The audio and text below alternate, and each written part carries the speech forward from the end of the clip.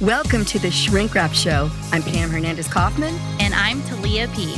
We're two shrinks bringing you holistic health hacks. With our 30 years of combined experience in therapy, we share helpful information about common issues that everyone faces. Then we break down powerful, proven tools you can start using right away to better your life and your relationships. Let's wrap. Welcome to the Shrink Wrap Show. I'm your co-host, Tahliah Peak. And I'm Dr. Pam Hernandez-Kaufman. And we're here to bring you bite-sized pieces of holistic health hacks. Absolutely. That's what we're wanting to do. Yeah, so today we're going to talk about core schemas and what that is. So Pam, why don't you start us out on what core schema is? So core schema is really just another way to say core cognition or core thought. Okay. It's kind of that go-to place when people are feeling insecure, or, you know, that halts that we use when they're hungry, angry, lonely, tired, sick, or stressed, or all of the above. They can easily go back to this sort of core negative belief about themselves. Right.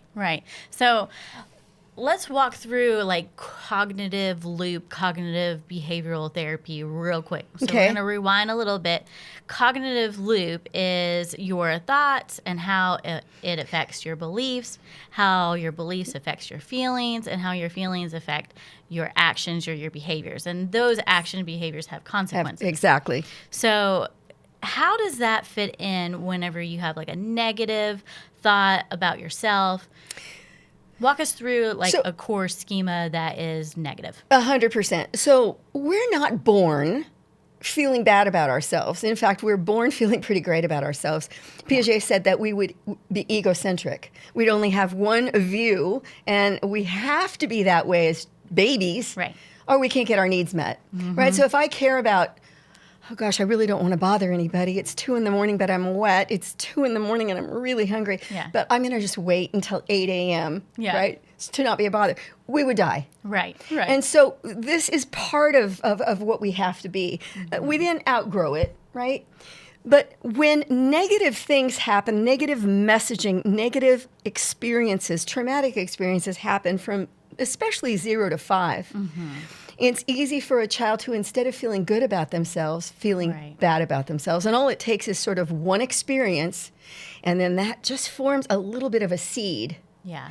And so, you know, what we say is that, well, then other experiences happen, but the brain now has become conditioned or predisposed to bring in anything else that looks similar to that. To that negative. Because the brain now feels, I got to know this to keep you safe. Right. And so there's something that sounds similar, that bully thing sounds similar, come on in, reinforcing that negative schema. Yeah. So like if some need was not met at early childhood development from birth to 18 months, Erik Erikson shows these studies about how in that first developmental stage is the trust-mistrust. Right. And then it moves on up to like Shame and doubt and so forth. So it's interesting how like we weren't really supposed to be in this negative mindset beginning. We were never supposed to be in a negative mindset, but I believe that it goes back to the fall, to the Garden of Eden,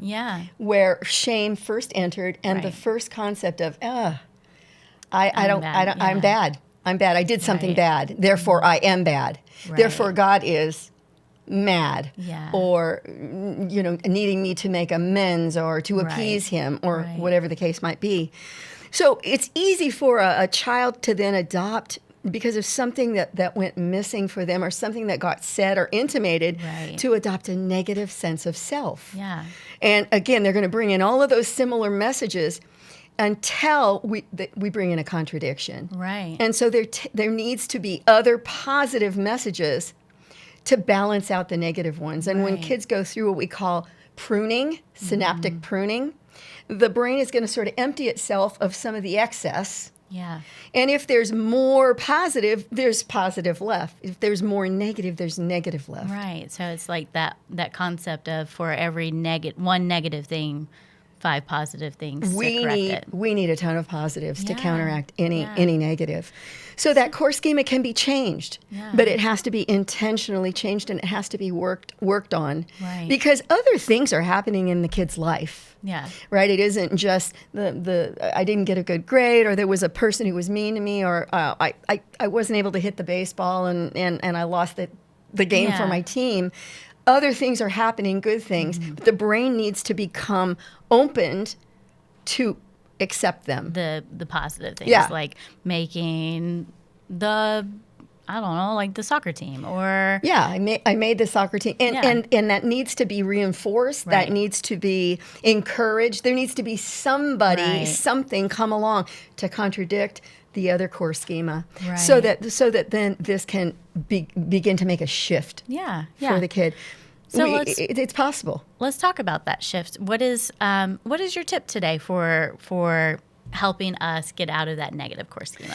So when we get in a negative place, the brain's going to then look for more negative, as I've said, or even neutral.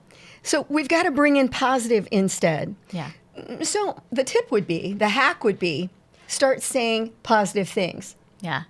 Eliminate the negative and fake it till you make it. Begin to repeat Right. affirmations over yourself. Yeah. You may not believe it yet. You probably won't believe it yet, but your brain will begin to make a shift because of neuroplasticity. Yeah.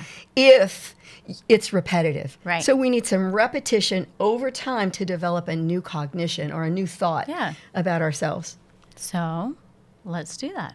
Okay. Let's work on that. Yes. Thank you for that tip. So changing the negative cognition to something positive and faking it till you make it. Yep. I'm going to act as if I believe it. Yeah. Until I do. I'm also going to avoid being around those kinds of circumstances and situations where there is more negative messaging. Gotcha. Yeah. Right? And this is why it's hard for a little kid. Right. They're sort of cloistered. Yeah, They're in a right. home. This is the reality of it. So when we have trauma there, when we have negative messaging there, it's easy for this negative core schema to get birthed. Yeah. So as an adult, how can you adjust those the psychosocial hierarchy of Erik Erikson's psychosocial development? Erik Erikson said, and I believe, and I think you believe, that we do have to go back and address anything that went missing. Right. So if we didn't learn trust and we kind of got in the mistrust, Right. and it's mistrust of others and the world, we have to go back and have a corrective experience somehow. Right. And that can be through a safe person. Yeah. That can be through a great friend. I believe that research would say that we need something like 3 solid years of a healthy relationship to make a Right. repair. That's good. Counselors are helpful. Hey, that's Yeah. why we're here. Yeah. Absolutely. Yeah. Right? Pastors can be helpful.